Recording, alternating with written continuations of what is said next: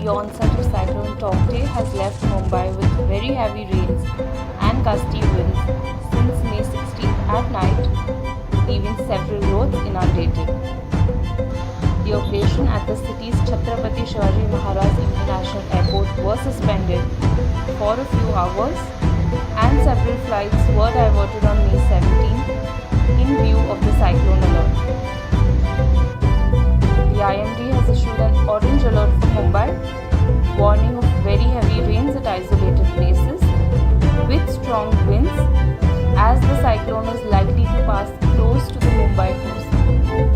Maharashtra Chief Minister Thakre took stock of the situation in Mumbai, Thane and other coastal districts of the state in the wake of the cyclonic storm. Over 12,000 people living in coastal stretches of Ratnagiri, Sindhudurg and Raigad districts have been shifted to safer places. A red alert has also been issued for Raigad district.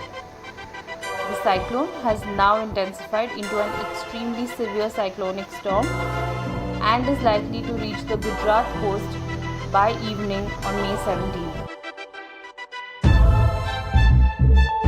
Subscribe to our YouTube channel and don't forget to press the bell icon to get all the latest updates.